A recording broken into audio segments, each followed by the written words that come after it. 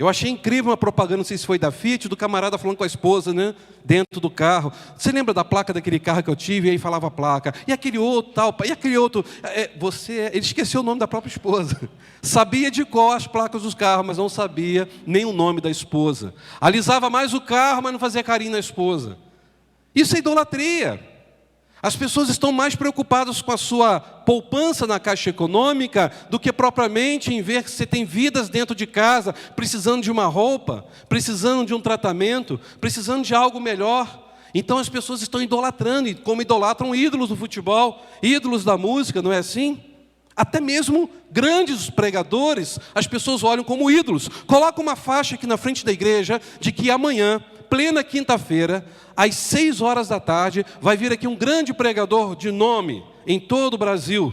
O que vai acontecer? Vai lotar, vai bombar de gente. Por quê? As pessoas querem ver um pregador, aquela pessoa que é famosa. Ah, pastor, mas eu gosto de ouvir a palavra. Ah, mas você gosta de ouvir a palavra, mas você não pode ouvir o arroz com feijão de sempre na sua igreja? Hein?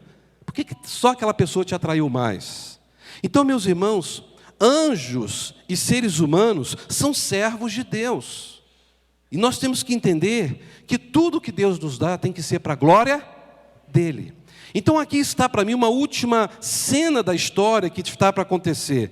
Que Jesus então, ele está para vir para a batalha. João se recompôs daquele momento que ele teve. E agora ele começa a descrever que vai ser um tempo de grande tribulação. Satanás vai estar dando as suas últimas cartadas. O anticristo, o falso profeta, a grande meretriz vão fazer de tudo para tentar menosprezar e destruir a igreja do Senhor. E neste momento, Jesus vai aparecer como supremo conquistador.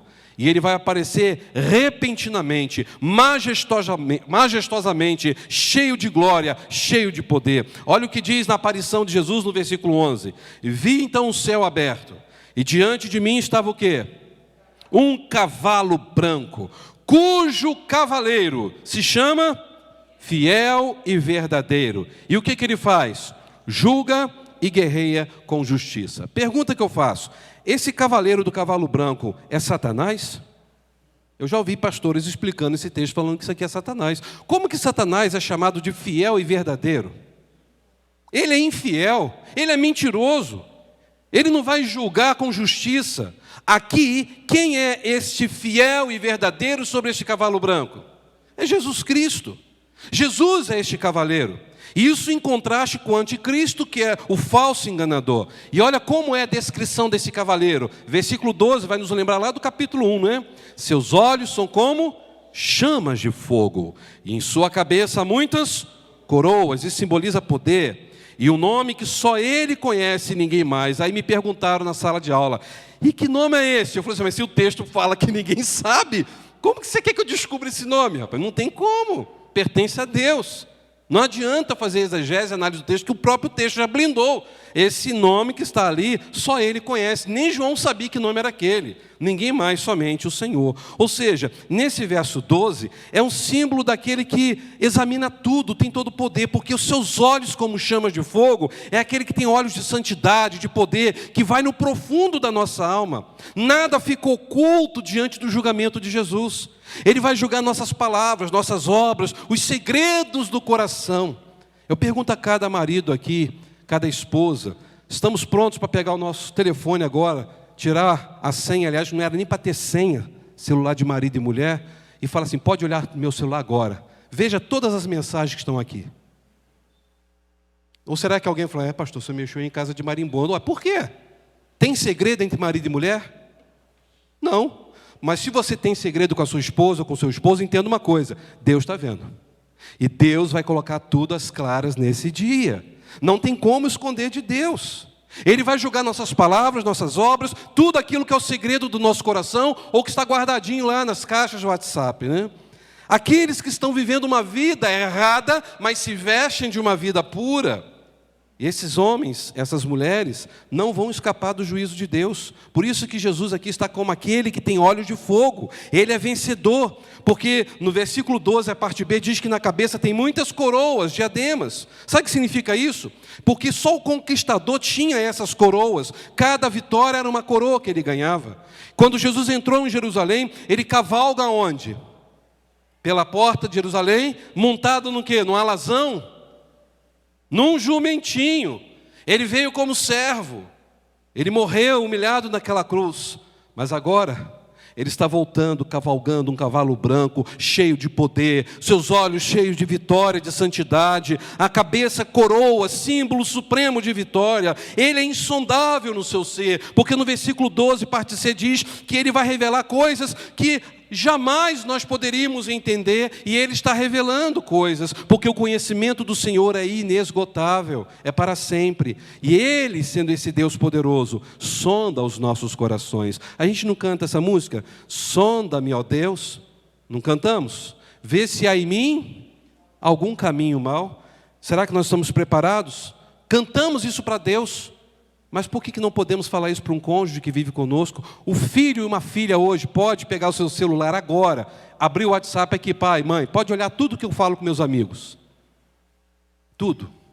Se você pedir o filho fala, pai, está aqui, ó, pode pegar, ó, pode ler. Eu falo para vocês que eu nem leio mais.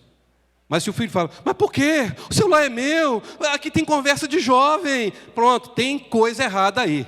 Pode fazer o teste quando você chegar em casa. Celular. Aí o jovem adolescente, pastor, você me botou na furada, você está fazendo coisa errada? Vai se acertar, porque enquanto você estiver na casa do seu pai e da sua mãe, você deve respeito a eles e obediência a eles. Aqui está mostrando Jesus que está vendo tudo com seus olhos de fogo. E olha o verso 13, está vestido com um manto tingido de sangue, e o seu nome é a palavra de Deus. A palavra de Deus é algo morto ou algo vivo? É vivo, é uma ação. Lembra, meus irmãos, que Deus criou o universo através de quê? A palavra, haja luz, houve luz, há um movimento na palavra.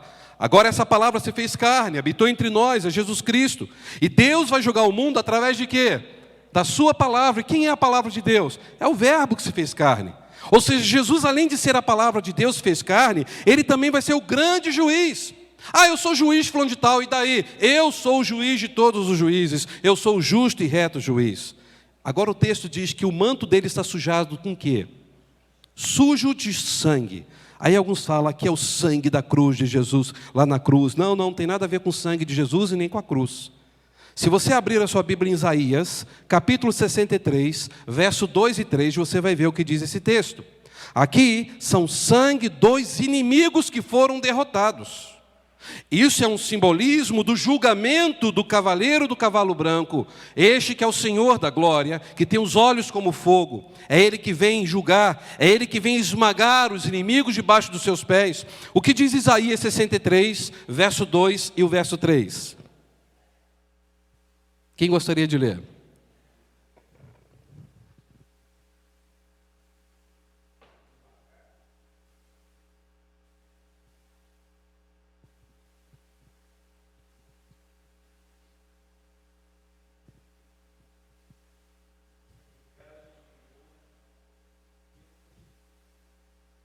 Olha só, a Bíblia interpreta a própria Bíblia. Uma vez que uma pessoa vai para um lagar e ela começa a pisar na uva, aquela uva aqui, tu vai respingar onde? Nas vestes, não é assim? Aí o texto diz que essas vestes aí está sendo respingada não da uva amassada, mas das nações ímpias que serão esmagadas pelo justo juiz naquele dia. A pessoa vai sair daquele lugar com toda a sua parte de baixo da roupa suja. Todos os lutadores sempre têm isso, os guerreiros. Seu manto era sujo de sangue, sangue dos inimigos que foram derrotados. Isso é claro que é uma simbologia. Isso está mostrando que ele vai vir para recolher o seu povo eleito e vai fazer a ceifa, vai pisar os ímpios como um lagar de uvas. E você encontra isso também que já estudamos, gente. Apocalipse 14, 17 a 20, fala que o Senhor virá e vai esmagar as nações. Ele vem para julgar as nações. Mateus capítulo 25, verso 31 a 46. E aí os exércitos do céu o seguiam, vestidos de linho fino, branco e puro, montados todos também em cavalos brancos, verso 14. Ou seja, esse estar montado num cavalo branco é símbolo de que ele é de fato Rei dos reis, Senhor dos senhores, e aquele que seguem ele também estão purificados, estão também santificados. É por isso que Paulo disse em Filipenses 2,10, que Deus exaltou Jesus de maneira especial ou sobremaneira. Deus deu um nome a Jesus que é sobre todo nome, para que ao nome de Cristo todo joelho se dobre no céu e na terra. Então Cristo virá cheio de glória. Mas não só isso, olha o verso 15. Da sua boca sai uma espada afiada, com a qual vai fazer o quê? Ferir as nações. A palavra de Deus, quando ela atinge o coração do pecador, é uma palavra que vem para ferir ou vem só para trazer cura? Primeiro ela fere, para depois curar. Porque tem que tirar aqueles conceitos que o mundo tem, achando que aquilo ali está certo, e a palavra de Deus que aquilo é errado. Aí abre a ferida, aí o Senhor vem, derrama o bálsamo e cura aquela ferida. Só que aqui nesse caso não. Essa palavra de Deus está vindo agora para destruir, ferir nações. E diz que Ele as governará com cetro de ferro, ou seja, a ideia de governar aqui não é que Ele vai passar um período na terra governando. É dizer que agora eu sou o governante de todo o universo, como eu sempre fui. Eu só dei uma abertura para vocês acharem que vocês eram alguma coisa, mas para vocês terem tempo para se arrepender dos seus pecados. E aí o texto ainda vai terminar aquilo que o Douglas leu de Isaías. Ele pisa o lagar do vinho com o furor de quem? Da ira do Deus Todo-Poderoso. Então, irmãos, aqui nós estamos vendo que o Deus Todo-Poderoso é Ele que está dando todo esse poder, a sua palavra, o verbo dEle, Jesus Cristo, o seu Filho, e é Ele quem vai decretar a vitória para sempre. E agora, aqui está uma grande questão polêmica. Eu já fui procurado várias vezes por adolescentes e jovens perguntando: pastor, eu posso fazer tatuagem, não posso? Eu não vou entrar nessa polêmica não, tá, gente? Você faz o que você quiser, se você sentir paz no seu coração e está agradando a Deus com o seu corpo fazendo isso. Mas usam esse texto aqui, Apocalipse 19:16, para dizer: Jesus também tinha tatuagem. Porque tinha uma tatuagem na coxa. E a tatuagem estava escrito o quê? Rei dos reis, Senhor dos senhores. E agora? Jesus, que é o nosso maior exemplo, tatuado na coxa de Rei dos reis, Senhor dos senhores. Vamos ler o verso 16? Em seu manto, em sua coxa está escrito esse nome: Rei dos reis, Senhor dos senhores. Alguém tem outra versão?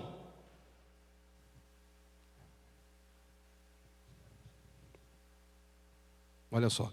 Na capa e na perna dele estava escrito esse nome. Então, continua dizendo que na perna estava escrito. Alguém tem outra versão?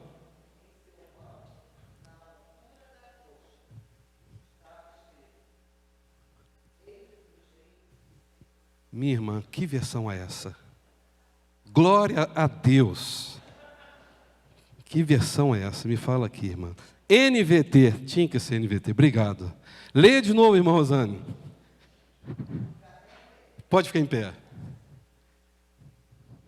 Eu não vou nem ler o texto grego mais. Verso 16.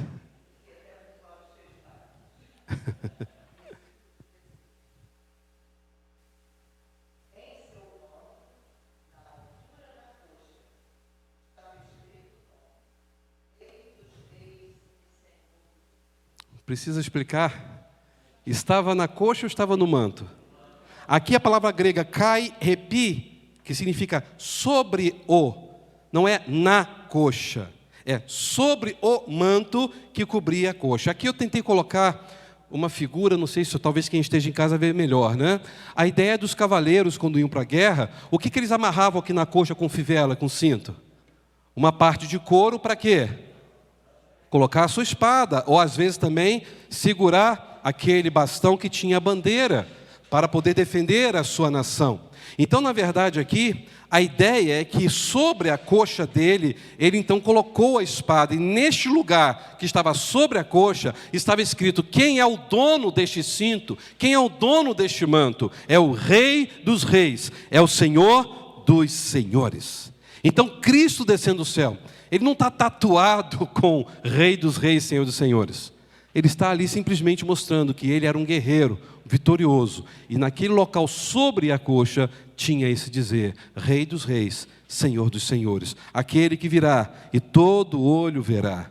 Aquele que virá fisicamente, pessoalmente, visivelmente, audivelmente, poderosamente, triunfantemente. Jesus voltará.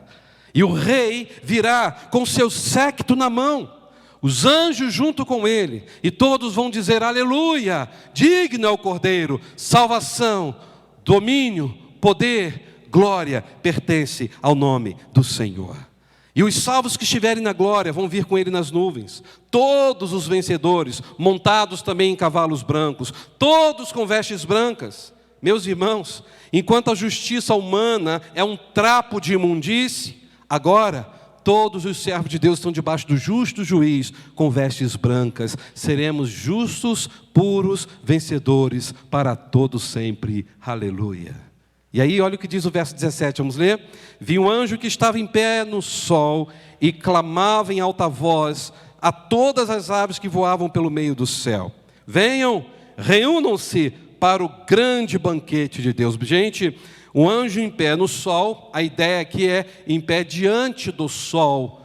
É claro que o sol é um astro aqui na terra, a ideia é de que todos que estavam ali vendo aquela imagem, viu como se o anjo estivesse brotando do sol, ou algo muito brilhante. E a Bíblia diz que Jesus é o sol da justiça. Agora, o que esse anjo está gritando? A ênfase não é o sol e muito menos no anjo. Ele está gritando para as aves, para fazer o quê?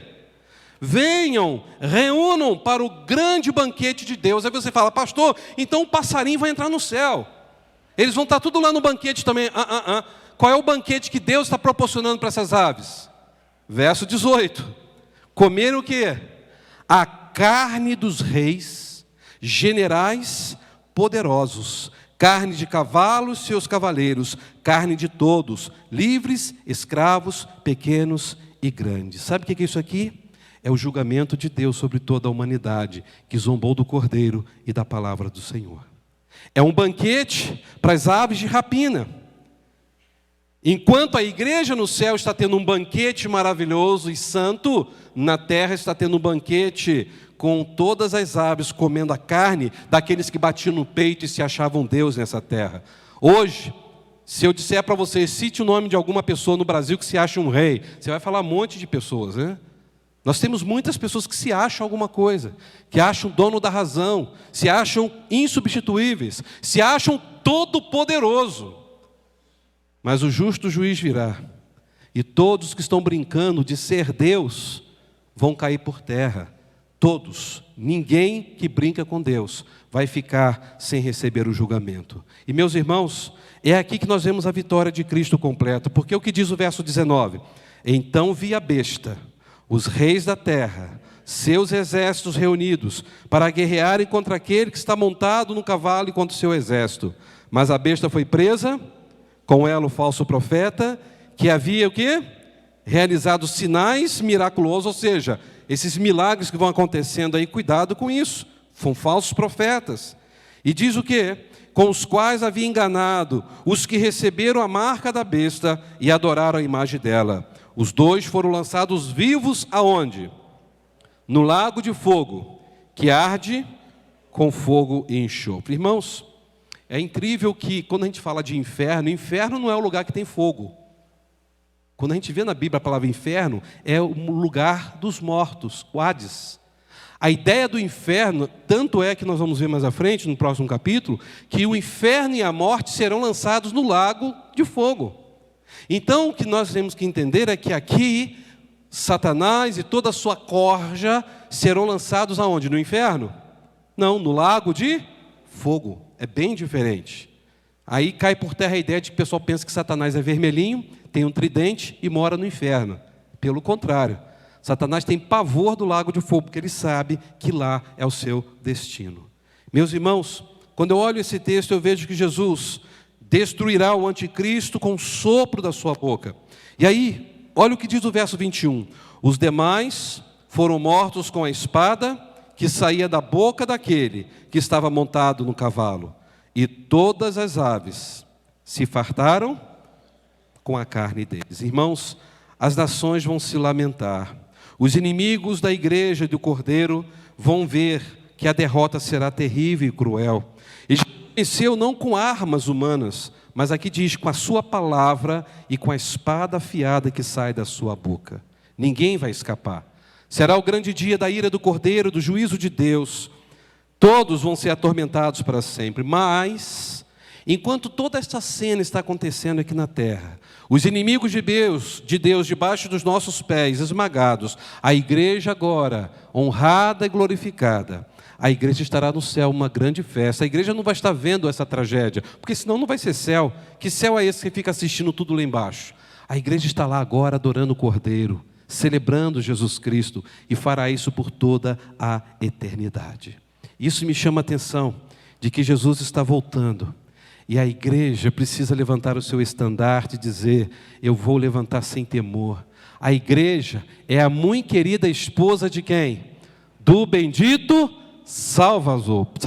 Porque Jesus é o seu comandante. A gente não cantou essa música muitas vezes na nossa vida? E eu acredito que quem escreveu esse hino talvez tenha se inspirado ao ler esse capítulo 19. E eu gostaria de convidar a igreja a ficar em pé, para que a gente pudesse cantar, encerrando esse capítulo 19, o hino 456 do cantor cristão, o estandarte desta igreja. A ideia de que nós temos que Cristo é o Senhor, é o noivo da igreja. Você está preparado para se encontrar com Cristo? Você está certo de que se Jesus voltar hoje, o noivo da igreja, você estará dizendo: Senhor, estou preparado, porque eu estou fazendo parte desta igreja amada, a tua amada esposa. Mas quem sabe você esteja aqui e você está afastado do Evangelho. O mundo te iludiu, os prazeres levaram você para poder desfrutar daquilo que o mundo está oferecendo. Mas é aqui que você precisa entender: Deus te trouxe neste lugar para que você pudesse acordar e entender que tudo isso que o mundo tem oferecido é passageiro. Tudo isso será destruído. Mas aqueles que adoram o Cordeiro de Deus, o noivo da igreja, vão viver, como disse o Salmo 125, inabalavelmente para sempre. Você tem a alegria de fazer parte dessa igreja? Então vamos cantar o estandarte dessa igreja.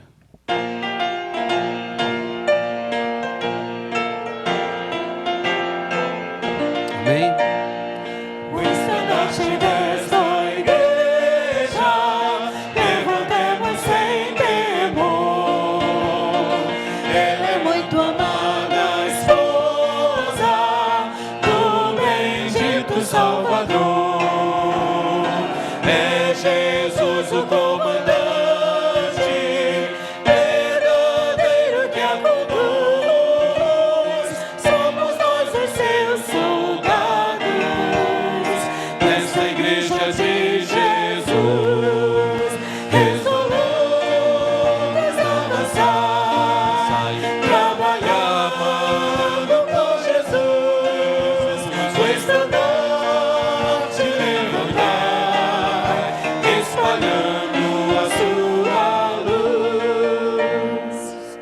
Oh, igreja, dediquemos nossos corpos ao Senhor. Não devemos ser escravos do sagaz enganador. As riquezas. As riquezas são-nos dadas pela eterna mão real. Mas o Senhor, O Senhor do céu Ele observa se fazemos bem ou mal, resolutos a avançar, trabalhando por Jesus, o estandarte levantar, espalhando a sua luz. Olha que linda a última estrofe, vamos juntos? Graça e glória te pertencem, ó esposa do Senhor. Sejam um instrumento de salvar o pecador. Pois a Deus fiz do mundo, Cristo mesmo reinará. Pelo domínio do Evangelho,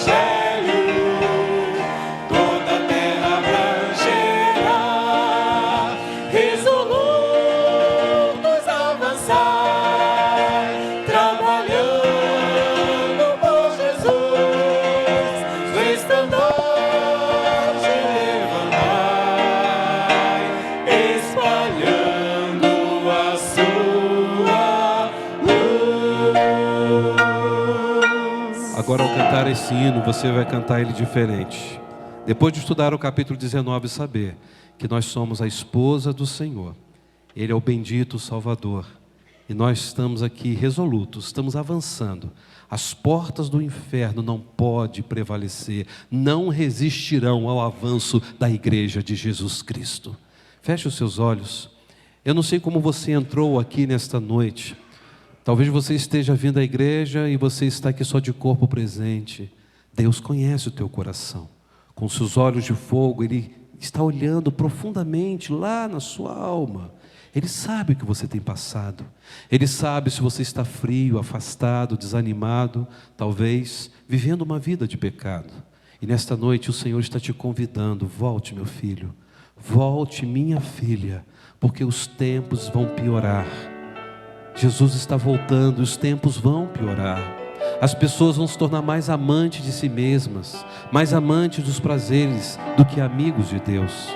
Aproveite essa oportunidade que se chama hoje, agora, para entregar a sua vida a Jesus, para voltar ao primeiro amor, para assumir um compromisso genuíno com Cristo, o noivo da igreja. Se você não fizer isso, você será apenas um participante de um clube na terra chamado igreja. Nós não fazemos parte de um clube, nós fazemos parte da noiva do Cordeiro, que em breve há de celebrar as bodas com o Cordeiro lá no céu, para todos sempre. Você tem essa certeza que estará no céu um dia? Se não, entregue sua vida agora ao Senhor. Vamos orar. Obrigado, Senhor. Obrigado porque o Senhor é o Deus poderoso. Obrigado porque o Senhor enviou teu Filho amado, Cordeiro, puro, perfeito, para nos trazer a tão grande salvação. Obrigado, Senhor, porque hoje, como igreja do Senhor, nós queremos ser instrumentos das tuas mãos, marchar resolutos nessa terra, levantando a bandeira do Evangelho, anunciando o teu nome a tempo e fora de tempo. Senhor, ajuda-nos a ter essa paixão pelas almas perdidas, para que as pessoas ao nosso redor possam ver que Cristo as ama. Senhor, ajuda-nos para que como igreja possamos viver como espelho, refletindo a tua glória por onde quer que vivamos.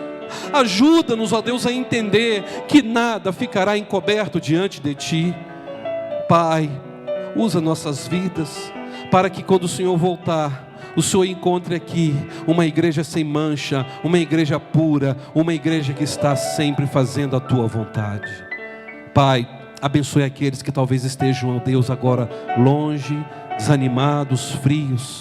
Fortaleça-os, ó Deus, revigore-os, ó Deus. Permita que eles possam sair daqui incomodados com esta palavra, que possam ter a certeza, Senhor, de que se o Senhor voltar hoje do céu, em que todos verão, possam ter a certeza de que irão morar contigo para sempre.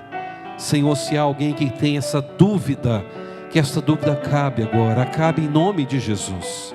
Derrame sobre cada um aqui a tua unção, a tua direção, a tua bênção. Obrigado, Senhor. Obrigado por fazermos parte desta igreja maravilhosa, gloriosa, poderosa, a noiva do Cordeiro. Eu te agradeço, Senhor, e oro em nome do noivo da igreja, Jesus Cristo, a razão da nossa vida. Amém. Dê um abraço quem está do seu lado. Desejo as bênçãos de Deus sobre essa vida. Vamos adorar ao Senhor encerrando este culto.